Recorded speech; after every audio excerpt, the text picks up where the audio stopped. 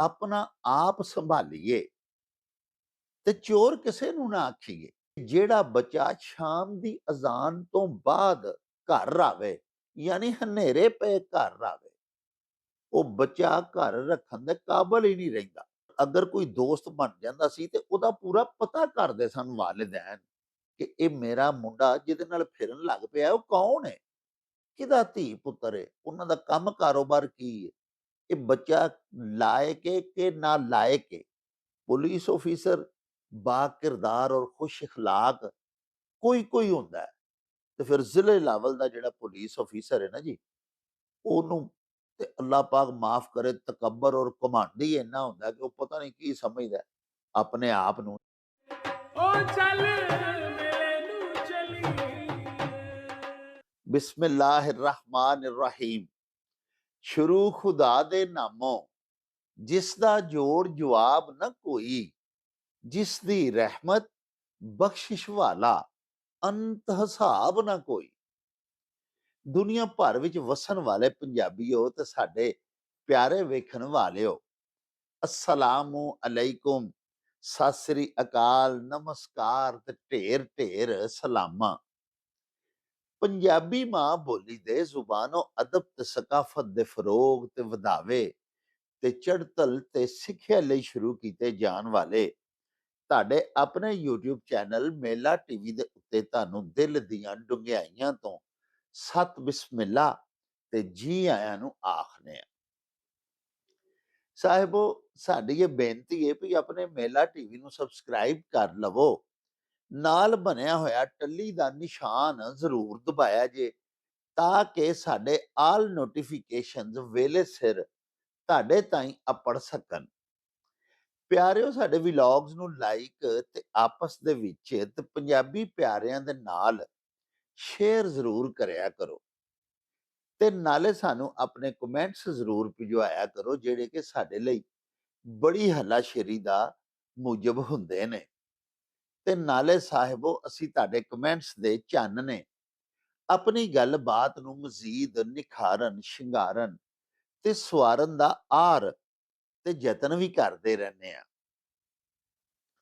ਪਿਆਰਿਓ, ਸਾਡੇ ਇੱਕ ਬੜੇ ਹੀ ਪਿਆਰੇ ਮਿੱਤਰ, ਸਾਡੇ ਪਰਮਾਨੈਂਟ ਵਿਊਅਰ ਜਨਾਬ ਜ਼ਾਹਿਦ ਕੁਰੈਸ਼ੀ ਹੋਰਾਂ ਨੇ ਅਮਰੀਕਾ ਤੋਂ ਇੱਕ ਅਖਾਣ ਭਿਜਵਾਇਆ ਸੀ, ਜਿਹੜਾ ਕਿ ਕੱਲ ਵਾਲੇ ਅਸੀਂ ਆਪਣੇ ਪ੍ਰੋਗਰਾਮ ਦੇ ਵਿੱਚ ਵਕਤ ਦੀ ਤੰਗੀ ਪਾਰੋਂ ਤੁਹਾਡੇ ਹਜ਼ੂਰ ਬਿਆਨ ਨਾ ਕਰ ਸਕੇ। ਉਹੀ ਹੀ ਅਖਾਣ ਅੱਜ ਅਸੀਂ ਤੁਹਾਡੀ ਸੇਵਾ ਦੇ ਵਿੱਚ ਬਿਆਨ ਕਰਾਂਗੇ ਤੇ ਉਹਦਾ ਉੱਤਰ, ਉਹਦੀ ਵਿਆਖਿਆ ਵੀ ਤੁਹਾਡੇ ਹਜ਼ੂਰ ਪੇਸ਼ ਕਰਾਂਗੇ। ਪਿਆਰਿਓ, ਅਖਾਣ ਇਸ ਤਰ੍ਹਾਂ ਸੀ ਭਈ ਆਪਣਾ ਆਪ ਸੰਭਾਲੀਏ ਤੇ ਚੋਰ ਕਿਸੇ ਨੂੰ ਨਾ ਆਖੀਏ। ਸਾਹਿਬੋ, ਬਿਲਕੁਲ ਸਿੱਧੇ ਅਲਫਾਜ਼ ਨੇ, ਆਸਾਨ ਸਲੀਸ, ਏਡੀ ਵੱਡੀ ਮੱਤ ਦਿੱਤੀ ਗਈ ਹੋਈ ਏ ਇਸ ਅਖਾਣ ਦੇ ਵਿੱਚ। ਸਿਆਣਪ ਨਾਲ ਗੁੱਝਾ ਹੋਇਆ ਇਹ ਅਖਾਣ ਹੈ। ਪਿਆਰਿਓ, ਅਗਰ ਅਸੀਂ ਗੌਰ ਕਰੀਏ ਨਾ ਤੇ ਇਸ਼ਾਰਤਨ ਕਨਾਇਤਨ ਸਾਨੂੰ ਬੜੀ ਬੜੀ ਵੱਡੀ ਗੱਲ ਸਾਡੇ ਬਜ਼ੁਰਗਾਂ, ਜਿਨ੍ਹਾਂ ਨੂੰ ਅਸੀਂ ਆਖਦੇ ਹਾਂ ਕਿ ਉਹ ਨਾ ਖਵਾਂਦਾ ਸਨ, ਅਨਪੜ੍ਹ ਦਾ ਲਫ਼ਜ਼ ਮੈਂ ਆਪਣੇ ਬਜ਼ੁਰਗਾਂ ਵਾਸਤੇ, ਆਪਣੇ ਪੁਰਖਿਆਂ ਵਾਸਤੇ ਕਦੀ ਇਸਤੇਮਾਲ ਨਹੀਂ ਕਰਦਾ। ਪਿਆਰਿਓ, ਜੇ ਦੁਨੀਆ ਸਭ ਤੋਂ ਵੱਡੀ ਕਿਤਾਬ ਹੈ ਤੇ ਜ਼ਮਾਨਾ ਸਭ ਤੋਂ ਵੱਡਾ ਉਸਤਾਦ ਹੈ, ਤੇ ਸਾਡੇ ਬਜ਼ੁਰਗਾਂ ਨੇ ਤੇ ਫਿਰ ਇਹ ਇਲਮ, ਇਹ ਲੋਕ ਦਾਨਸ਼ ਸਾਡੇ ਦੇਸ਼ ਪੰਜਾਬ ਦੀ, ਉਹ ਤੇ ਬੇਤਹਾਸ਼ਾ ਹਾਸਲ ਕੀਤੀ ਹੋਈ ਸੀ। ਉਹ ਤੇ PhD ਸਨ ਲੋਕ ਦਾਨਿਸ਼ ਦੇ ਵਿੱਚ। ਵੇਖੋ ਨਾ, ਭੋਲੇ ਭਾ ਤੇ ਸਿੱਧੇ ਸੁਭਾਅ ਅਜਿਹੀਆਂ ਗੱਲਾਂ ਕਰ ਗਏ ਨੇ ਸਾਡੇ ਵੱਡੇ, ਜਿਨ੍ਹਾਂ ਨੂੰ ਅੱਜ ਅਸੀਂ ਅਗਰ ਸਮਝੀਏ ਤੇ ਕਈ ਨਸ਼ਿਸਤਾਂ ਉਹਦੇ ਵਾਸਤੇ ਦਰਕਾਰ ਨੇ। ਸਾਹਿਬੋ, ਇਹ ਹੀ ਜਿਹੜਾ ਅਖਾਣ ਹੈ ਵੀ ਆਪਣਾ ਆਪ ਸੰਭਾਲੀਏ ਤੇ ਚੋਰ ਕਿਸੇ ਨੂੰ ਨਾ ਆਖੀਏ, ਇਹਦੀ ਇੱਕ ਹੋਰ ਸ਼ਕਲ ਵੀ ਹੈ, ਕੋਈ ਚੀਜ਼ ਆਪਣੇ ਦੀ ਹਿਫਾਜ਼ਤ ਕਰੋ ਤੇ ਚੋਰ ਕਿਸੇ ਨੂੰ ਆਖੋ ਨਾ।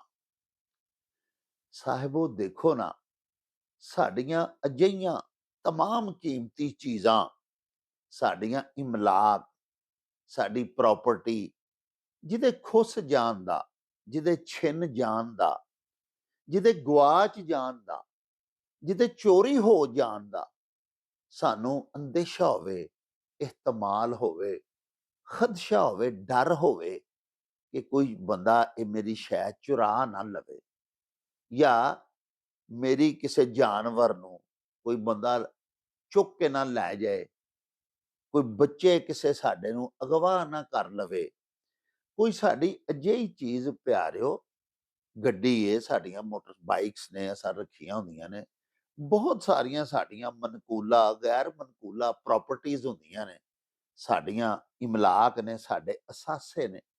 ਸਾਨੂੰ ਉਹਨਾਂ ਦੀ ਹਿਫਾਜ਼ਤ ਕਰਨੀ ਚਾਹੀਦੀ ਏ, ਉਹਨਾਂ ਦੀ ਨਿਗਰਾਨੀ ਕਰਨੀ ਚਾਹੀਦੀ ਏ, ਅੱਖ ਰੱਖਣੀ ਚਾਹੀਦੀ ਏ ਆਪਣੇ ਤਮਾਮ ਮਲਕੀਤੀ ਅਸਾਸਿਆਂ ਦੇ ਉੱਤੇ। ਤੇ ਜੇ ਅਸੀਂ ਗਾਫਲ ਹੋ ਜਾਾਂਗੇ, ਮਿਸਾਲ ਦੇ ਤੌਰ ਤੇ ਮੈਂ ਗੁਜਰਾਂਵਾਲਾ ਰਹਿਣਾ, ਲਾਹੌਰ ਦੀ ਕਿਸੇ ਰਿਹਾਇਸ਼ੀ ਸਕੀਮ ਦੇ ਵਿੱਚ ਮੈਂ ਇੱਕ ਪਲਾਟ ਖਰੀਦ ਕੇ ਤੇ ਪਿਆਰਿਓ ਸਾਲ ਹਾ ਸਾਲ ਉਧਰ ਜਾਵਾਂ ਹੀ ਨਾ, ਉਧਰ ਫੇਰਾ ਹੀ ਨਾ ਮਾਰਾਂ, ਆਪਣੀ ਉਸ ਪ੍ਰਾਪਰਟੀ ਦਾ ਜਾ ਕੇ ਦੇਖਭਾਲ, ਨਿਗਹਿਦਾਸ਼ਤ, ਉਹਨੂੰ ਵੇਖਾਂ ਚਾਖਾਂ ਹੀ ਨਾ, ਤੇ ਪਿਆਰਿਓ 4 ਸਾਲ ਬਾਅਦ, 3 ਸਾਲ ਬਾਅਦ ਬਸਾ ਔਕਾਤ ਹਾਂ ਵੇਖਿਆ ਇਸ ਤਰ੍ਹਾਂ ਹੁੰਦਾ ਹੈ ਕਿ ਆਪਣੇ ਪਲਾਟ ਨੂੰ ਕੋਈ ਵੇਖਣ ਜਾਂਦਾ ਹੈ, 2-3 ਸਾਲੀ ਤੇ ਉੱਥੇ ਕਿਸੇ ਹੋਰ ਨੇ 2-3 ਮੰਜ਼ਲਾ ਮਕਾਨ ਬਣਾ ਲਿਆ ਹੁੰਦਾ ਹੈ। ਬਾਅਦ ਵਿੱਚ ਫਿਰ ਉਹ ਥਾਣਿਆਂ ਕਚਹਿਰੀਆਂ ਦੇ ਚੱਕਰ ਕੱਟਣ ਲੱਗ ਪੈਂਦਾ ਤੇ ਨਸ਼ਾ ਭੱਜੀ ਕਰਦਾ ਹੈ। ਕਿਉਂਕਿ ਕਾਨੂੰਨ ਦੀ ਏਡੀ ਪਾਸਦਾਰੀ ਸਾਡੇ ਮੁਲਕ ਦੇ ਵਿੱਚ ਬਦਕਿਸਮਤੀ ਦੇ ਨਾਲ ਹੁੰਦੀ ਹੋਈ ਨਹੀਂ। ਤੇ ਇਸ ਵਾਸਤੇ ਇਸ ਅਖਾਣ ਵਿੱਚ ਸਾਨੂੰ ਮੱਤ ਇਹ ਦਿੱਤੀ ਗਈ ਹੈ ਕਿ ਆਪਣੀ ਜਿਹੜੀ ਚੀਜ਼ ਹੈ, ਤੁਹਾਡੀ ਕੋਈ ਵੀ, ਤੁਹਾਡੀ ਔਲਾਦ ਹੈ, ਤੁਹਾਡੀ ਕੋਈ ਪ੍ਰਾਪਰਟੀ ਹੈ, ਤੁਹਾਡੀ ਕੋਈ ਮਲਕੀਤੀ ਅਸਾਸਾ ਹੈ, ਉਹਦੀ ਨਿਗਰਾਨੀ ਰੱਖੋ, ਉਹਦਾ ਧਿਆਨ ਕਰੋ, ਉਹਦੀ ਦੇਖਭਾਲ ਕਰੋ, ਨਿਗਹਿਬਾਨੀ ਔਰ ਨਿਗਹਿਦਾਸ਼ਤ ਕਰੋ, ਉਹਨੂੰ ਆਪਣੀ ਨਿਗਾਹ ਵਿੱਚ ਰੱਖੋ। ਜੇ ਗਾਫਲ ਹੋ ਜਾਓਗੇ, ਫਿਰ ਉਹਦੇ ਗੁੰਮ ਜਾਣ ਦਾ, ਉਹਦੇ ਛਿਨ ਜਾਣ ਦਾ, ਉਹਦੇ ਚੋਰੀ ਹੋ ਜਾਣ ਦਾ, ਉਹਦੇ ਅਗਵਾ ਹੋ ਜਾਣ ਦਾ ਡਰ ਤੇ ਖਦਸ਼ਾ ਪੈਦਾ ਹੋ ਜਾਏਗਾ। ਪਿਆਰਿਓ, ਮੈਂ ਇੱਕ ਤੁਹਾਨੂੰ ਵਾਕਿਆ ਸੁਣਾਨਾ। ਉਹ ਵਾਕਿਆ ਸੁਣਾ ਕੇ ਮੇਰਾ ਖਿਆਲ ਹੈ ਕਿ ਮੈਂ ਆਪਣੀ ਗੱਲ ਨੂੰ ਬੜੇ ਆਸਨ ਤਰੀਕੇ ਦੇ ਨਾਲ ਤੁਹਾਡੀ ਖਿਦਮਤ ਦੇ ਵਿੱਚ ਪੇਸ਼ ਕਰ ਸਕਾਂਗਾ। ਹੋਇਆ ਇਸ ਤਰ੍ਹਾਂ ਸਾਹਿਬੋ ਕਿ ਸਾਡੇ ਸ਼ਹਿਰ ਗੁਜਰਾਂਵਾਲਾ ਤੋਂ ਕੁਝ 6-7 ਕਿਲੋਮੀਟਰ ਦੇ ਫਾਸਲੇ ਦੇ ਉੱਤੇ ਇੱਕ ਵੱਡਾ ਗਿਰਾਂ, ਇੱਕ ਕਸਬਾ ਆਬਾਦ ਹੈ, ਜਿਹਦਾ ਨਾਂ ਹੈ ਫਿਰੋਜ਼ਵਾਲਾ। ਉਹ ਮਸ਼ਾਹੀਰ ਦੀ ਬਸਤੀ ਹੈ, ਕਾਫੀ ਨਾਮੀ ਗ੍ਰਾਮੀ ਉੱਥੋਂ ਦੇ ਲੋਕ ਨੇ, ਜ਼ਿਮੀਂਦਾਰ ਨੇ, ਸਿਆਸਤਦਾਨ ਨੇ। ਪਿਆਰਿਓ, ਉਸ ਆਬਾਦੀ ਦੇ ਇੱਕ ਕਬਰਸਤਾਨ ਦੇ ਵਿੱਚ 2 ਭਰਾਵਾਂ ਦਾ ਕਤਲ ਹੋ ਗਿਆ।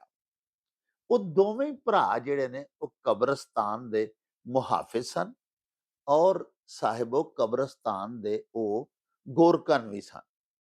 ਯਾਨੀ ਪਿੰਡ ਦੇ ਵਿੱਚ ਆਲੇ ਦੁਆਲੇ ਦੀਆਂ ਆਬਾਦੀਆਂ ਦੇ ਵਿੱਚ ਜਦੋਂ ਕੋਈ ਬੰਦਾ ਫੌਤ ਹੁੰਦਾ ਸੀ ਤੇ ਉਹ ਕਬਰਸਤਾਨ ਦੇ ਵਿੱਚ ਉਹਨਾਂ ਦੋਵਾਂ ਭਰਾਵਾਂ ਨੂੰ ਆਖ ਦਿੱਤਾ ਜਾਂਦਾ ਸੀ ਵੀ ਕਬਰ ਕੱਢ ਦਿਓ। ਉਹ ਕਬਰ ਤਿਆਰ ਕਰ ਦਿੰਦੇ ਸਨ, ਉਹਦਾ ਮੁਆਵਜ਼ਾ ਲੈ ਲੈਂਦੇ ਸਨ, ਕਬਰਾਂ ਦੀ ਹਿਫਾਜ਼ਤ ਕਰਨੀ, ਉਹਨਾਂ ਤੇ ਪਾਣੀ ਦਾ ਛਿੜਕਾਓ ਕਰਨਾ, ਕਬਰਸਤਾਨ ਦੀ ਜਿਹੜੀ ਬਾਉਂਡਰੀ ਸੀ ਉਹਦਾ ਧਿਆਨ ਰੱਖਣਾ। ਅੰਦਰ ਪਿਆਰਿਓ ਜਨਾਜ਼ਗਾਹ ਬਣੀ ਸੀ, ਜਨਾਜ਼ਗਾਹ ਦੀ ਸਫਾਈ ਕਰਨੀ, ਕਿਉਂਕਿ ਨਮਾਜ਼ੇ ਜਨਾਜ਼ਾ ਉੱਥੇ ਹੀ ਅਦਾ ਕੀਤੀ ਜਾਂਦੀ ਸੀ ਤੇ ਫਿਰ ਉੱਥੋਂ ਬਾਅਦ ਮੁਰਦਿਆਂ ਨੂੰ ਦਫਨਾ ਦਿੱਤਾ ਜਾਂਦਾ ਸੀ। ਔਰ ਉਹ ਸਾਰਾ ਜਿਹੜਾ ਨਿਜ਼ਾਮ ਸੀ ਉਹਨਾਂ ਹੀ ਦੋਵਾਂ ਭਰਾਵਾਂ ਸੰਭਾਲਿਆ ਹੋਇਆ ਸੀ।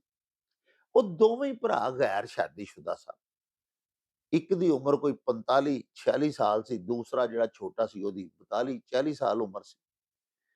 ਪਿਆਰਿਓ, ਕਬਰਸਤਾਨ ਦੇ ਵਿੱਚ ਹੀ ਇੱਕ ਕਮਰਾ ਉਹਨਾਂ ਨੇ ਤਾਮੀਰ ਕੀਤਾ ਹੋਇਆ ਸੀ ਤੇ ਉੱਥੇ ਹੀ ਉਹ ਰਹਿੰਦੇ ਸਨ।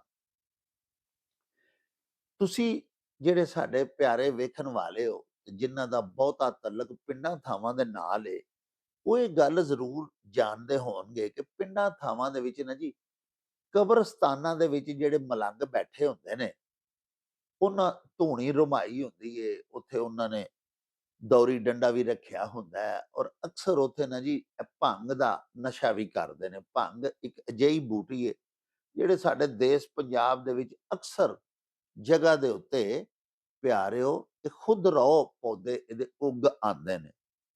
ਹਸ਼ੀਸ਼ ਵੀ ਇਹਨੂੰ ਆਖਿਆ ਜਾਂਦਾ ਹੈ।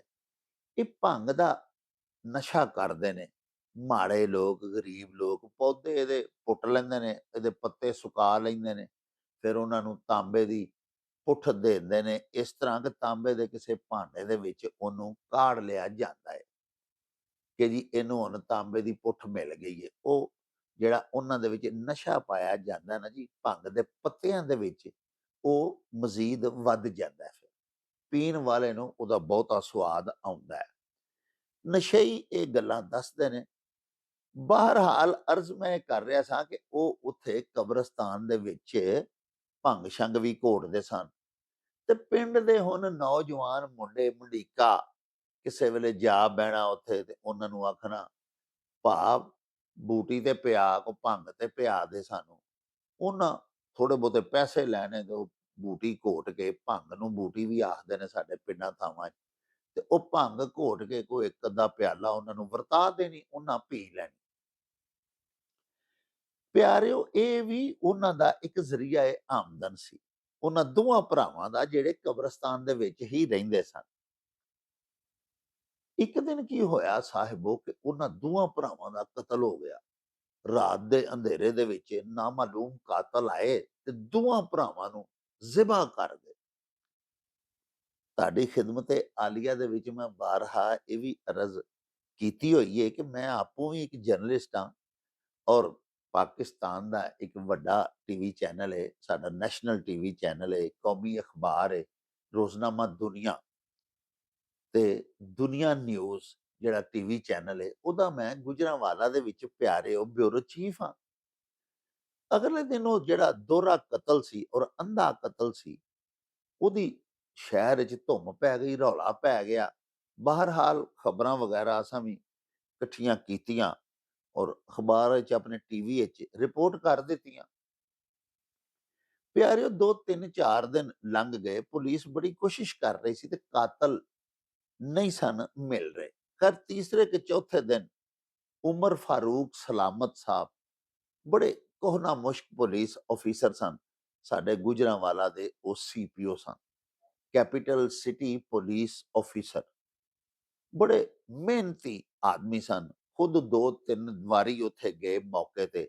2 3 ਦਿਨਾਂ ਦੇ ਦੌਰਾਨ ਥਾਣਾ ਫਿਰੋਜ਼ਵਾਲਾ ਪੁਲਿਸ ਨੂੰ ਉਹਨਾਂ ਬੜਾ ਐਕਟਿਵ ਕੀਤਾ, ਇੱਕ ਟੀਮ ਬਣਾਈ ਬਾਕਾਇਦਾ। ਪਿਆਰਿਓ ਕਾਤਲ ਫੜੇ ਗਏ। ਕਾਤਲ ਜਿਹੜੇ ਫੜੇ ਗਏ ਉਹ 2 ਨੌਜਵਾਨ ਮੁੰਡੇ ਸਨ ਜਿਨ੍ਹਾਂ ਨੇ ਉਹਨਾਂ ਦੋਵਾਂ ਬੰਦਿਆਂ ਨੂੰ, ਉਹ ਕਬਰਸਤਾਨ ਦੇ ਵਿੱਚ ਜਿਹੜੇ ਮੌਜੂਦ ਮਲੰਗ ਸਨ, ਉਹਨਾਂ ਨੂੰ ਕਤਲ ਕੀਤਾ ਸੀ। ਹੁਣ ਪਿਆਰਿਓ ਉਹ ਜਿਹੜੇ 2 ਨੌਜਵਾਨ ਬੱਚੇ ਸਨ, ਇੱਕ ਦੀ ਉਮਰ ਕੋਈ 20 ਸਾਲ ਸੀ, ਇੱਕ ਦੀ 21 22 ਸਾਲ ਸੀ, ਉਹ ਦੋਵੇਂ ਸਕੇ ਭਰਾ ਸਨ। ਉਹ ਵੀ ਉੱਥੇ ਜਾ ਕੇ ਤੇ ਬੂਟੀ ਛੂਟੀ ਭੰਗ ਛੰਗ ਪੀਂਦੇ ਹੁੰਦੇ ਸਨ ਕਬਰਸਤਾਨ ਦੇ ਵਿੱਚ। ਰਾਤ ਦੇ 1 ਵਜੇ 2 ਵਜੇ ਉਹਨਾਂ ਨੇ ਨਸ਼ਾ ਕਰਕੇ ਘਰ ਵਾਪਸ ਆਉਣਾ। ਮਾਂ ਪਿਓ ਨੇ ਪੁੱਛਣਾ ਹੀ ਨਾ ਕਿ ਯਾਰ ਅੱਧੀ ਰਾਤ ਨੂੰ ਤੂੰ ਘਰ ਵਾਪਸ ਆਇਆ ਹੈ ਤੇ ਤੂੰ ਕਿੱਥੇ ਰਹਿਣਾ ਇੰਨੀ ਦੇਰ ਤੱਕ, ਟਾਈਮਲੀ ਘਰ ਆਇਆ ਕਰ। ਪਿਆਰਿਓ ਅਸੀਂ ਜਦੋਂ ਨੌਜਵਾਨ ਸਾਂ ਨਾ, ਜਦੋਂ ਅਸੀਂ ਟੀਨੇਜਰ ਸਾਂ ਜਾਂ 20 21 ਸਾਲ ਦੇ ਕਰੀਬ ਸਾਡੀ ਉਮਰ ਸੀ, ਤੇ ਅੱਲਾਹ ਪਾਕ ਕਰੋੜ ਅਰਬ ਜੰਨਤ ਦੇ ਮੇਰੇ ਵਾਲਦੇ ਗਿਰਾਮੀ ਨੂੰ, ਮੇਰੀ ਵਾਲਦਾ ਮਰਹੂਮਾ ਨੂੰ, ਮੇਰੇ ਵਾਲਦ ਸਾਹਿਬ ਫਰਮਾਉਂਦੇ ਹੁੰਦੇ ਸਨ, ਪਿਆਰਿਓ ਉਦੋਂ ਤੁਹਾਡੇ ਵਾਲਦੈਨ ਵੀ ਜਿਹੜੇ ਮੇਰੇ ਹਮ ਉਮਰ ਨੇ, ਉਹਨਾਂ ਦੇ ਬਜ਼ੁਰਗ ਵੀ ਇਹੋ ਹੀ ਆਖਦੇ ਹੋਣੇ ਨੇ ਜੋ ਮੈਂ ਤੁਹਾਨੂੰ ਸੁਣਾਉਣ ਲੱਗਾ। ਮੇਰੇ ਵਾਲਦੇ ਗਿਰਾਮੀ ਫਰਮਾਉਂਦੇ ਹੁੰਦੇ ਸਨ ਕਿ ਜਿਹੜਾ ਬੱਚਾ ਸ਼ਾਮ ਦੀ ਅਜ਼ਾਨ ਤੋਂ ਬਾਅਦ ਘਰ ਆਵੇ, ਯਾਨੀ ਹਨੇਰੇ ਪਏ ਘਰ ਆਵੇ, ਉਹ ਬੱਚਾ ਘਰ ਰੱਖਣ ਦੇ ਕਾਬਲ ਹੀ ਨਹੀਂ ਰਹਿੰਦਾ। ਦੇਖੋ ਕਿਸ ਕਦਰ ਸਖਤ ਕਵਾਨੀਨ ਸਨ ਸਾਡੇ ਬਜ਼ੁਰਗਾਂ ਦੇ।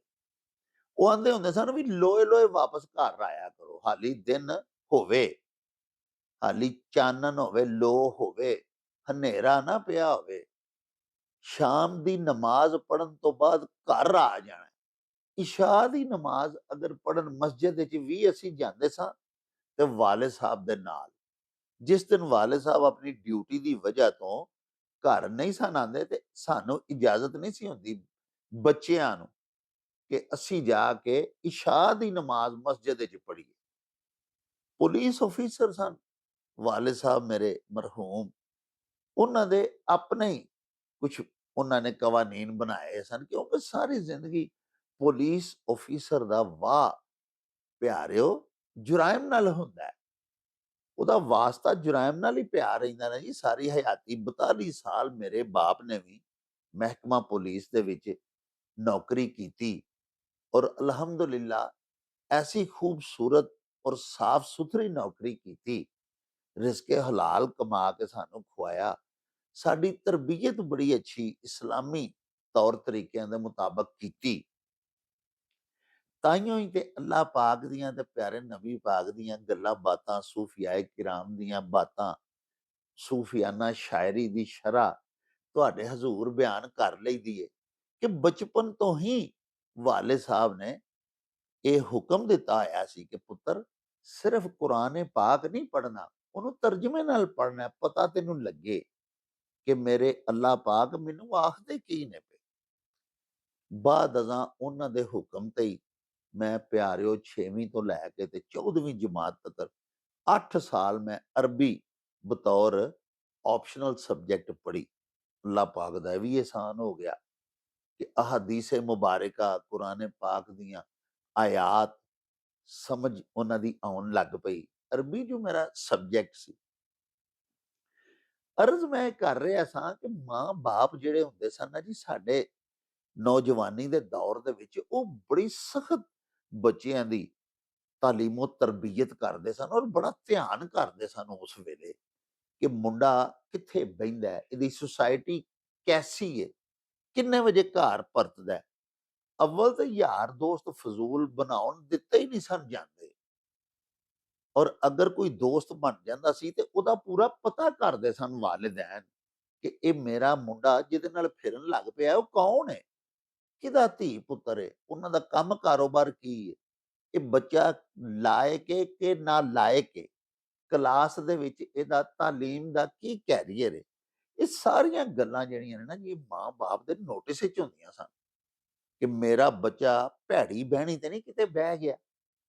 ਅੱਜ ਕੱਲ ਜਰਾ ਪਿਆਰਿਓ ਬਹੁਤ ਸਾਰੇ ਵਾਲਿदैन ਐਸੇ ਹੁਣ ਵੀ ਹੈ ਨੇ, ਅਸੀਂ ਆਪੋਂ ਵੀ ਅਲਹਮਦੁਲਿਲਾ ਅੱਜ ਤੱਕ ਕਦੀ ਕਿਸੇ ਕਿਸਮ ਦੀ ਐਸੀ ਛੂਟ ਨਹੀਂ ਆਪਣੇ ਬੱਚਿਆਂ ਨੂੰ ਕਦੀ ਵੀ ਦਿੱਤੀ। ਅੱਲਾਹ ਪਾਕ ਦੇ ਕਰਮ ਦੇ ਨਾਲ ਜਿਹੜੀ ਕੱਲ ਨੂੰ ਸਾਡੇ ਵਾਸਤੇ ਕਾਬਲੇ ਇਤਰਾਜ਼ ਬਣ ਜਾਏ ਤੇ ਅੱਲਾਹ ਪਾਕ ਦੇ ਕੁਰਾਨ ਪਾਕ ਵਿੱਚ ਇਹੋ ਹੀ ਹੁਕਮ ਦਿੱਤਾ ਗਿਆ ਹੈ ਮੁਸਲਮਾਨਾਂ ਨੂੰ। ਪਿਆਰਿਓ ਨਬੀ ਪਾਕ ਸੱਚੇ ਸਾਡੇ ਵੀ ਇਹੀ ਪੈ ਫਰਮਾਉਂਦੇ ਨੇ ਕਿ ਤੁਸੀਂ ਰਾਈ ਹੋ। ਰਾਈ अरबी का लफ्ज है, रे अल्फ ऐन ते छोटी ये। तुम में से हर एक राई है और तुम में से हर एक को अपनी रियाया के बाबत सवाल किया जाएगा। ये प्यारे नबी पाक दा हुक्म है, अल्लाह पाक दा फरमान है कि अल्लाह दे ओ बंदे तुहाडे चो हर बंदा जेड़ा ना जी वो राई है ਤੇ ਉਹਨੂੰ ਆਪਣੀ ਰਿਆਇਆ ਬਾਰੇ ਪੁੱਛਗਿੱਛ ਕੀਤੀ ਜਾਏਗੀ ਕਿਆਮਤ ਵਾਲੇ ਦਿਹਾੜੇ, ਰੋਜ਼ੇ ਜਜ਼ਾ ਬਦਲੇ ਦੇ ਦਿਨ ਨੂੰ। ਰਾਈ ਦਾ ਮਤਲਬ ਹੁੰਦਾ ਹੈ ਚਰਵਾਹਾ, ਸ਼ੈਫਰਡ, ਭੇਡਾਂ ਚਾਰਨ ਵਾਲੇ ਨੂੰ ਗੱਲਾਬਾਨ ਜਿਹੜਾ ਹੁੰਦਾ ਹੈ, ਚਰਵਾਹਾ ਭੇਡਾਂ ਦਾ, ਚਰਵਾਲ ਜਿਹਨੂੰ ਪੰਜਾਬੀ ਚ ਅਸੀਂ ਆਖਦੇ ਆ, ਗੁਡਰੀਆ ਵੀ ਆਖਿਆ ਜਾਂਦਾ ਹੈ, ਉਹਨੂੰ ਪਿਆਰਿਓ ਅਰਬੀ ਚ ਰਾਈ ਆਂਦੇ ਨੇ। ਤੇ ਰਿਆਇਆ ਅਜਿਹੇ ਬੰਦੇ ਜਿਹੜੇ ਤੁਹਾਡੇ ਹੁਕਮ ਥੱਲੇ ਨੇ, ਤੁਹਾਡੇ ਦਸਤੇ ਨਗਰ ਨੇ, ਤੁਹਾਡੇ ਜ਼ੇਰੇ ਦਸਤ ਨੇ, ਉਹ ਤੁਹਾਡੀ ਰਿਆਇਆ ਹੁੰਦੀ। ਹੁਣ ਇੱਕ ਖਾਨਦਾਨ ਨੂੰ ਅਗਰ ਅਸੀਂ ਮੁਆਸ਼ਰੇ ਦਾ ਇੱਕ ਯੂਨਿਟ, ਬੁਨਿਆਦੀ ਇਕਾਈ ਪਿਆਰਿਓ ਸਮਝ ਲਈਏ ਤੇ ਖਾਨਦਾਨ ਦਾ ਸਰਬਰਾਹ ਬਾਪ ਹੁੰਦਾ ਹੈ, ਫਿਰ ਘਰ ਦੇ ਵਿੱਚ ਵਜ਼ੀਰ ਆਜ਼ਮ ਮਾਂ ਹੁੰਦੀ ਹੈ, ਅੱਗੋਂ ਔਲਾਦ ਹੁੰਦੀ ਹੈ। ਸਾਡਾ ਪਿਆਰਾ ਦੀਨ ਤੇ ਸਾਨੂੰ ਇਹੀ ਮੱਤ ਦਿੰਦਾ ਨਾ ਸਾਹਿਬੋ ਕਿ ਅਸੀਂ ਆਪਣੀ ਔਲਾਦ ਦੀ ਪਰਵਰਿਸ਼ ਔਰ ਪਰਦਾਖਤ ਤੇ ਕਰੀਏ। ਯਾਨੀ ਜਿਸਮਾਨੀ ਤੌਰ ਤੇ ਵੀ ਉਹਨਾਂ ਨੂੰ ਅੱਛੀ ਗ਼ਜ਼ਾ, ਖੁਰਾਕ ਖਵਾ ਕੇ, ਸੋਹਣੇ ਕੱਪੜੇ ਪਹਿਨਾ ਕੇ, ਉਹਨਾਂ ਦੀ ਸਫਾਈ-ਸੁਥਰਾਈ ਦਾ ਲਿਪ ਧਿਆਨ ਰੱਖ ਕੇ, ਚੰਗਾ ਲਿਬਾਸ ਪਵਾ ਕੇ, ਅੱਛੇ ਕੱਪੜੇ ਆਪਣੀ ਤੌਫੀਕ ਇਸਤਤਾਅਤ ਦੇ ਮੁਤਾਬਕ ਉਹਨਾਂ ਨੂੰ ਪਵਾਈਏ, ਉਹਨਾਂ ਦੀ ਸਿਹਤ ਦਾ ਖਿਆਲ ਰੱਖੀਏ ਔਰ ਜ਼ਿਹਨੀ ਤੌਰ ਤੇ ਵੀ ਇੱਕ ਮੁਆਸ਼ਰੇ ਦਾ ਅੱਛਾ ਫਰਦ ਬਣਨ ਦੇ ਵਾਸਤੇ ਉਹਨਾਂ ਦੀ ਤਾਲੀਮੋ ਤਰਬੀਅਤ ਵੀ ਕਰੀਏ।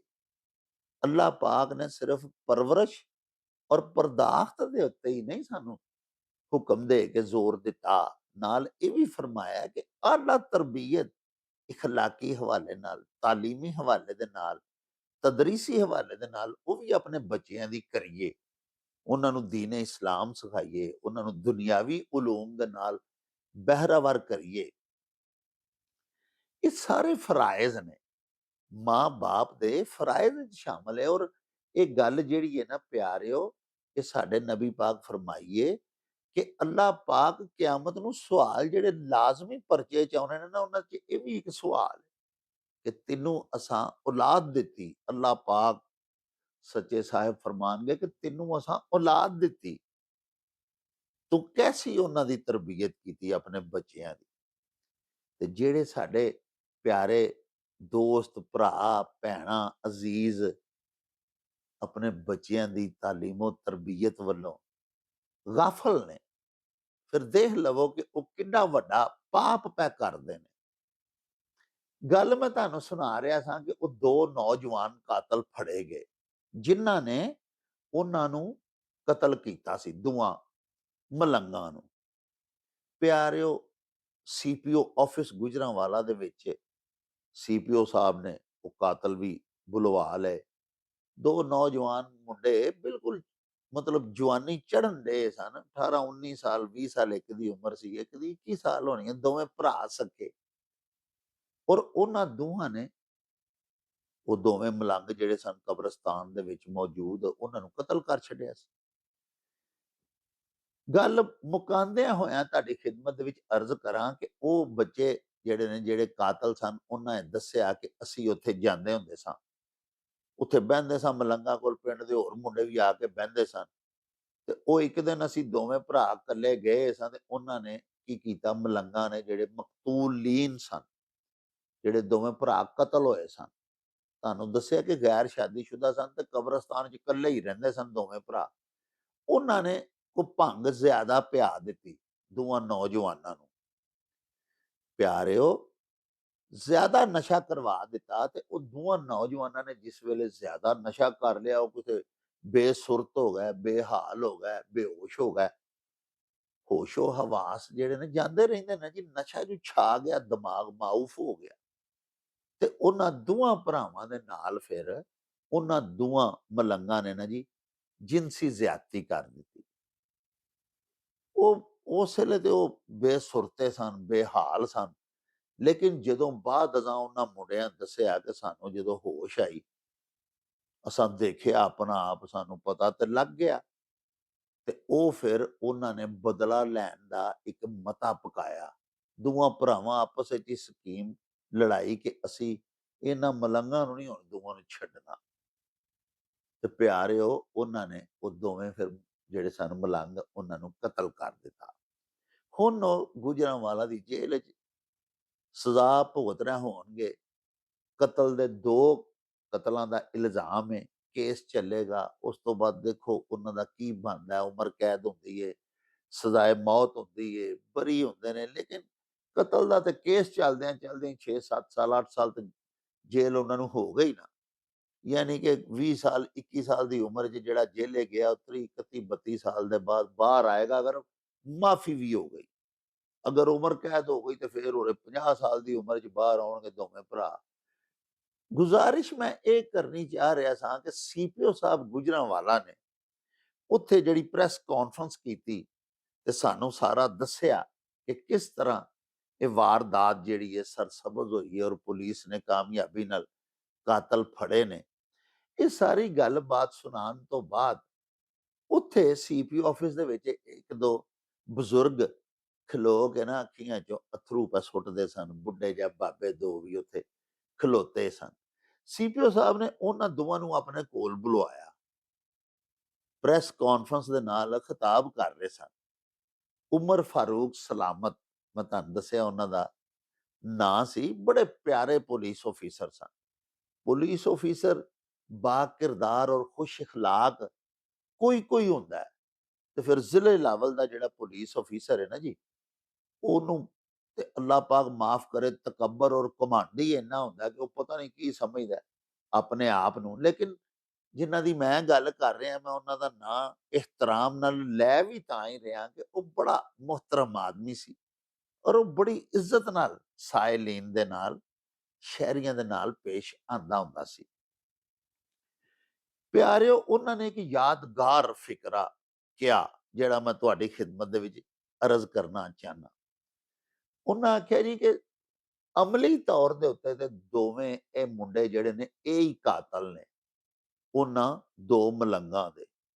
ਲੇਕਿਨ ਜੇ ਮੈਨੂੰ ਪੁੱਛੋ ਨਾ ਆਫ ਦੀ ਰਿਕਾਰਡ, ਤੇ ਮੈਂ ਇਹ ਮੁੰਡਿਆਂ ਦਾ ਇੱਕ ਤੇ ਸਕਾ ਪਿਓ ਜੇ ਤੇ ਇੱਕ ਚਾਚਾ ਜੇ, ਇਹ ਜਿਹੜੇ ਬਜ਼ੁਰਗ ਖਲੋਤੇ, ਮੈਂ ਸਮਝਣਾ ਆਪਣੇ ਦੋਵਾਂ ਪੁੱਤਰਾਂ ਨੂੰ ਕਾਤਲ ਬਣਾਉਣ ਵਾਲਾ ਇਹ ਬਾਬਾ ਹੈ, ਜਿਹਦੇ ਉਹ ਦੋਵੇਂ ਪੁੱਤਰ ਨੇ।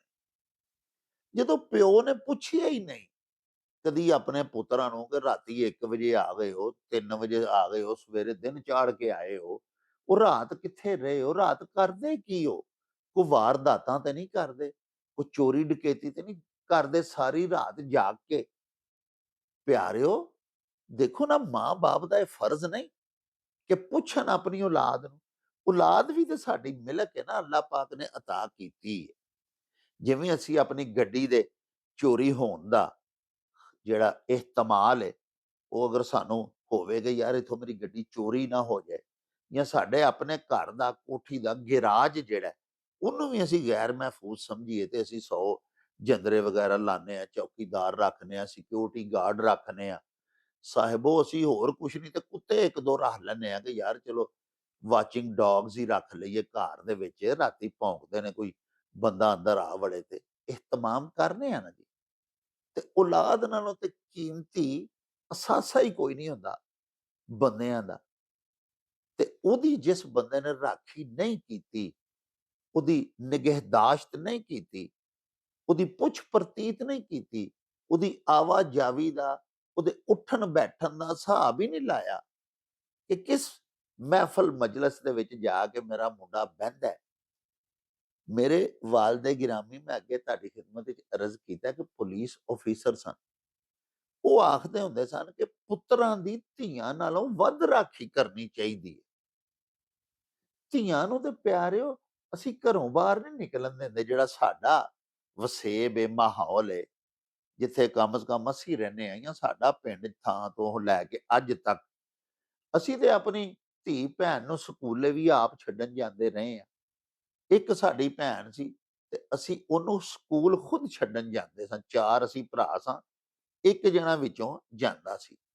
ਭੈਣ ਨੂੰ ਸਕੂਲ ਛੱਡ ਕੇ ਵੀ ਆਉਣਾ, ਛੁੱਟੀ ਵੇਲੇ ਉਹਨੂੰ ਲੈ ਕੇ ਵੀ ਆਉਣਾ, ਹਾਂਜੀ। ਨਹੀਂ ਤੇ ਅਸੀਂ ਗੱਡੀ ਲਵਾ ਕੇ ਦੇ ਦਿੰਦੇ ਆ।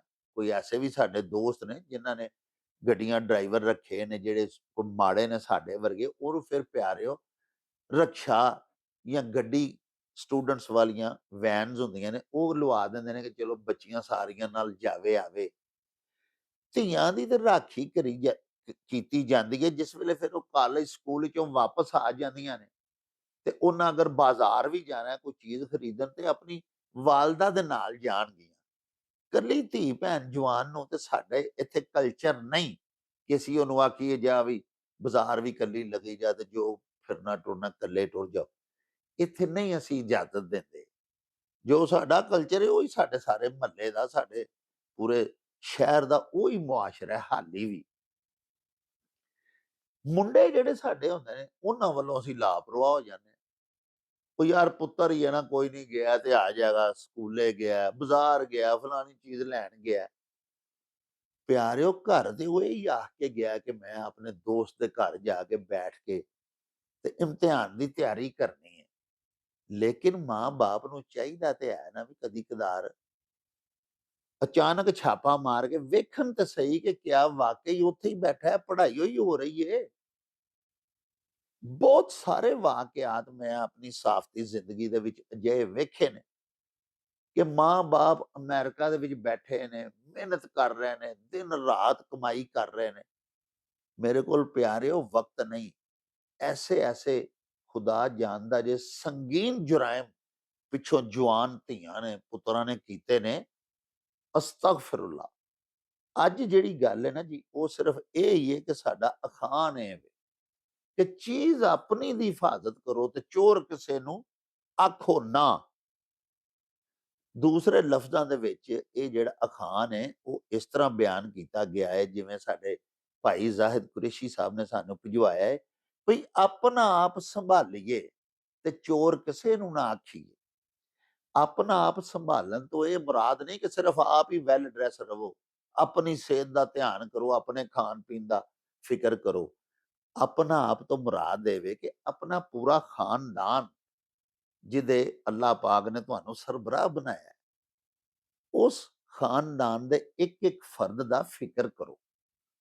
ਉਹਦੇ ਤੇ ਨਿਗਾਹ ਰੱਖੋ, ਉਹਦੇ ਕਿਰਦਾਰ ਵੱਲ ਦੇਖੋ, ਉਹਦੀ ਤਾਲੀਮੋ ਤਰਬੀਅਤ ਅੱਛੀ ਹੋ ਰਹੀ ਹੈ, ਇਹਦੇ ਤੇ ਗੌਰ ਕਰੋ ਔਰ ਉਹਦੀ ਖੁਰਾਕ ਦਾ, ਉਹਦੀ ਸਿਹਤ ਦਾ, ਹਮਾ ਕਿਸਮ ਉਹਦਾ ਧਿਆਨ ਕਰੋ। ਤੇ ਪਿਆਰਿਓ, ਅੱਲਾਹ ਪਾਕ ਫਿਰ ਇਹਸਾਨ ਕਰਦੇ ਨੇ। ਬੱਚਿਆਂ ਨੂੰ ਵੀ ਇਹ ਅਹਿਸਾਸ ਪੈਦਾ ਹੁੰਦਾ ਹੈ ਕਿ ਮੈਂ ਹਰ ਵਕਤ ਆਪਣੇ ਵਾਲਿਦ ਸਾਹਿਬ ਦੀ ਨਿਗਾਹ ਦੇ ਵਿੱਚ ਹਾਂ। ਧੀ ਪੁੱਤਰ ਵੀ ਫਿਰ ਥਿੜਕਦਾ ਨਹੀਂ, ਗਿੱਲੇ ਥਾਂ ਪੈਰ ਨਹੀਂ ਰੱਖਦਾ। ਥੋੜੀ ਕੀਤਿਆਂ ਉਹ ਕੋਈ ਗਲਤ ਕਾਰੀ ਵੱਲ ਮਾਇਲ ਹੀ ਨਹੀਂ ਹੁੰਦਾ। ਉਹਨੂੰ ਪਤਾ ਹੁੰਦਾ ਕਿ ਮੇਰੇ ਵਾਲਿਦ ਸਾਹਿਬ ਦੀ ਉਕਾਬ ਵਰਗੀ ਨਜ਼ਰ ਹੈ। ਪੁਰਾਣੇ ਸਾਡੇ ਬਜ਼ੁਰਗ ਫਰਮਾਉਂਦੇ ਹੁੰਦੇ ਹਨ, ਧੀਆਂ ਪੁੱਤਰਾਂ ਨੂੰ ਖਵਾਓ ਜੁਆਈਆਂ ਵਾਂਗ ਤੇ ਵੇਖੋ ਕਸਾਈਆਂ ਵਾਂਗ। ਯਾਨੀ ਧੀ ਪੁੱਤਰ ਨੂੰ ਜਿਵੇਂ ਜਵਾਈ ਘਰ ਆਇਆ ਹੋਵੇ, ਤੇ ਸਾਡਾ ਕਲਚਰ ਹੈ ਨਾ ਜੀ, ਅਸੀਂ ਉਹਦੀ ਬੜੀ ਇੱਜ਼ਤ ਕਰਨੇ ਆ। ਬਈ ਜਵਾਈ ਭਾਈ ਆਇਆ, ਪੂਰਾ ਪਿੰਡ ਇੱਜ਼ਤ ਕਰਦਾ। ਇਸੇ ਤਰ੍ਹਾਂ ਪਿਆਰਿਓ, ਆਪਣੇ ਧੀਆਂ ਪੁੱਤਰਾਂ ਨੂੰ ਖਵਾਓ ਤੇ ਬਿਹਤਰੀਨ ਜੋ ਤੁਹਾਡੀ ਤੌਫੀਕ ਹੈ, ਇਸਤਤਾਅਤ ਹੈ, ਉਹਦੇ ਮੁਤਾਬਕ ਅੱਛਾ ਖਿਲਾਓ। ਲੇਕਿਨ ਵੇਖੋ ਕਸਾਈਆਂ ਵਾਂਗੂ ਦਾ ਮਤਲਬ ਇਹ ਵੇ ਕਿ ਕੜੀ ਨਜ਼ਰ ਵੀ ਰੱਖੋ ਉਹਦੀ ਤਾਲੀਮ ਤੇ। ਤੁਹਾਡੇ ਪੈਸੇ ਲੱਗ ਰਹੇ ਨੇ, ਕਿਆ ਵਾਕਈ ਤਾਲੀਮ ਉਹ ਹਾਸਲ ਕਰ ਰਿਹਾ? ਤੁਸੀਂ ਉਹਦੀ ਤਰਬੀਅਤ ਬੜੀ ਅੱਛੀ ਕਰੋ, ਉਹਦਾ ਕਿਰਦਾਰ, ਇਖਲਾਕ ਬਹੁਤ ਅੱਛਾ ਬਣਾਓ। ਉਹਦਾ ਤੁਹਾਨੂੰ ਇਹ ਬੈਨੀਫਿਟ ਮਿਲੇਗਾ ਕਿ ਤੁਹਾਡੇ ਪਿਓ ਦਾਦੇ ਤੱਕ ਇੱਜ਼ਤ ਜਾਏਗੀ। ਔਰ ਅਗਰ ਤੁਸੀਂ ਗਾਫਲ ਹੋ ਜਾਓਗੇ, ਤੁਸੀਂ ਆਪਣੀ ਚੀਜ਼ ਦੀ, ਆਪਣੀ ਔਲਾਦ ਦੀ, ਆਪਣੇ ਮਾਲ ਡੰਗਰ ਦੀ, ਆਪਣੀ ਜ਼ਮੀਨ ਭਾਂਡੇ ਦੀ, ਆਪਣੀਆਂ ਗੱਡੀਆਂ ਦੀ, ਮੁਖਤਲਿਫ ਸਾਰੀਆਂ ਜਿੰਨੀਆਂ ਚੀਜ਼ਾਂ ਤੁਹਾਨੂੰ ਅੱਲਾਹ ਪਾਕ ਨੇ ਅਤਾ ਕੀਤੀਆਂ ਹੋਈਆਂ ਨੇ, ਔਰ ਮੈਂ ਸਭ ਤੋਂ ਪਹਿਲੇ ਅਰਜ਼ ਕੀਤੀ ਹੈ ਕਿ ਉਹਨਾਂ ਦਾ ਅਜੋਕੇ ਸਮੇਂ ਖਦਸ਼ਾ ਵੀ ਹੈ, ihtimal ਵੀ ਹੈ, ਡਰ ਖੌਫ ਵੀ ਹੈ ਕਿ ਕਿਧਰੇ ਮੇਰੀ ਫਲਾਣੀ ਸ਼ੈ ਚੋਰੀ ਨਾ ਹੋ ਜਾਵੇ, ਜਾਂ ਮੇਰੀ ਯਾਰ ਫਲਾਣੀ ਚੀਜ਼ ਜਿਹੜੀ ਉਹ ਕੋਈ ਮੇਰੇ ਕੋਲੋਂ ਖੋਹ ਨਾ ਲਵੇ। ਅੱਜ ਕੱਲ੍ਹ ਤਾਂ ਤੁਸੀਂ ਦੇਖੋ ਨਾ ਕਿ mobile snatching, motor bikes snatching ਦੇ ਆਮ ਵਾਕਿਆਤ ਹੋ ਰਹੇ ਨੇ। ਤੇ ਫਿਰ ਜਿਹੜਾ ਪਾਸਾ ਸੁਨਸਾਨ ਹੈ, ਉਧਰੋਂ ਨਹੀਂ ਰਾਤ ਦੇ ਟਾਈਮ ਲੰਘਣਾ ਚਾਹੀਦਾ। ਪੇਸ਼ਬੰਦੀ ਤੇ ਅਸਾਂ ਆਪੇ ਕਰਨੀ ਹੈ ਨਾ ਜੀ। ਆਪਣੇ ਆਪ ਨੂੰ ਖਬਰਦਾਰ ਤੇ ਅਸਾਂ ਆਪੂ ਰੱਖਣਾ ਹੈ ਨਾ। ਸਾਡੇ ਤੇ ਵੀ ਜ਼ਿੰਮੇਦਾਰ ਸ਼ਹਿਰੀ ਹੋਣ ਦੀ ਹੈਸੀਅਤ ਦੇ ਨਾਲ ਬਹੁਤ ਸਾਰੇ ਫਰਾਇਜ਼ ਆਇਦ ਹੁੰਦੇ ਨੇ ਕਿ ਅਸੀਂ ਆਪੋ ਵੀ ਤੇ ਆਪਣਾ ਧਿਆਨ ਕਰੀਏ, ਆਪਣਾ ਆਪ ਸੰਭਾਲੀਏ ਤੇ ਚੋਰ ਕਿਸੇ ਨੂੰ ਨਾ ਆਖੀਏ।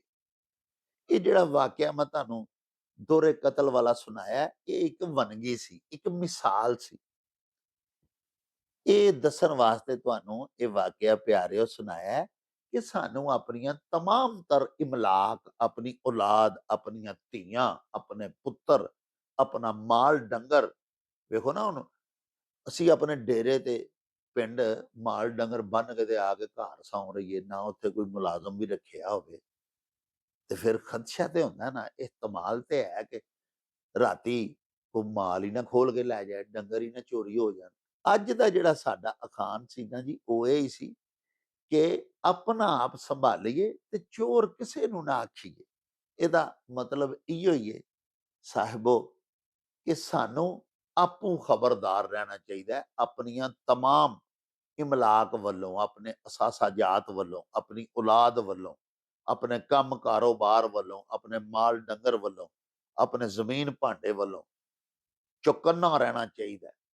ਤੇ ਜਦੋਂ ਅਸੀਂ ਖਬਰਦਾਰ ਰਵਾਂਗੇ, ਹੋਸ਼ਿਆਰ ਰਵਾਂਗੇ, ਤੇ ਇਨਸ਼ਾਅੱਲਾ ਕੋਈ ਐਸਾ ਮੌਕਾ ਨਹੀਂ ਆਵੇਗਾ, ਕੋਈ ਐਸਾ ਸਾਡੇ ਨਾਲ ਹਾਦਸਾ ਪੇਸ਼ ਨਹੀਂ ਆਵੇਗਾ ਕਿ ਅਸੀਂ ਜਿਹਦਾ ਜ਼ਿੰਮਾ ਜਾਂ ਦੋਸ਼ ਕਿਸੇ ਹੋਰ ਤੇ ਠਹਿਰਾਉਂਦੇ ਫਿਰਾਂਗੇ, ਕਿਸੇ ਹੋਰ ਨੂੰ ਜ਼ਿੰਮੇਦਾਰ ਕਰਾਰ ਦਿੰਦੇ ਫਿਰਾਂਗੇ, ਕਿਸੇ ਹੋਰ ਤੇ ਸ਼ੱਕ ਕਰਦੇ ਹੋਵਾਂਗੇ ਕਿ ਇਹਨੇ ਤੇ ਨਹੀਂ ਮੇਰੀ ਚੀਜ਼ ਚੁਰਾ ਲਈ। ਪਿਆਰਿਓ, ਦੇਖੋ ਨਾ, ਨਿੱਕੇ ਨਿੱਕੇ ਬੱਚੇ ਅੱਜ ਕੱਲ ਅਗਵਾ ਹੋ ਰਹੇ ਨੇ। ਨਿੱਕੇ ਨਿੱਕੇ ਬੱਚੇ ਅੱਜ ਕੱਲ ਮੋਟਰਸਾਈਕਲ ਚਲਾ ਰਹੇ ਨੇ ਸੜਕਾਂ ਦੇ ਉੱਤੇ, ਬਾਅਦ ਵਿੱਚ ਉਹ ਕਿਸੇ ਵੱਡੀ ਬੱਸ ਦੇ ਨਾਲ ਵੱਜਦੇ ਨੇ, ਉੱਥੇ ਡਿੱਗ ਕੇ ਮਰ ਜਾਂਦੇ ਨੇ।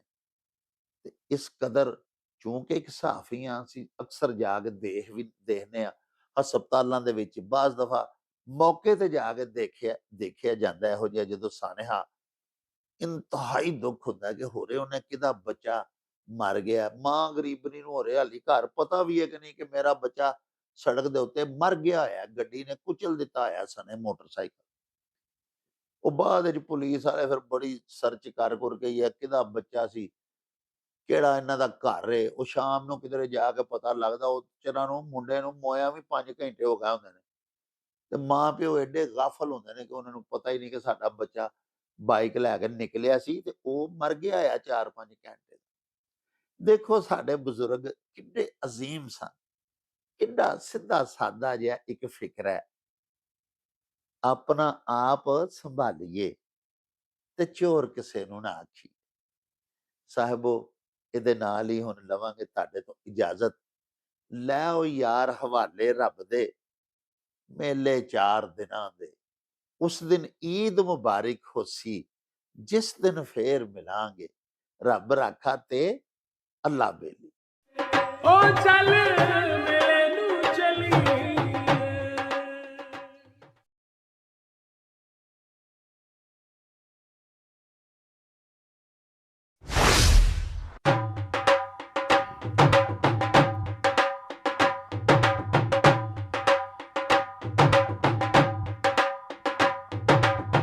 ਰੌਣਕ ਹੋ ਜਾਊ ਛੱਟ ਵੇ, ਚੱਲ ਮੇਲੇ ਨੂੰ ਚਲੀਏ। ਓ ਰੌਣਕ ਹੋ ਜਾਊ ਛੱਟ ਵੇ, ਚੱਲ ਮੇਲੇ ਨੂੰ ਚਲੀਏ। ਮੱਲਾ ਕੱਢ ਕੁੜਦੇ ਦੇ ਵੱਟ ਵੇ, ਚੱਲ ਮੇਲੇ ਨੂੰ ਚਲੀਏ। ਹਾਏ ਚੱਲ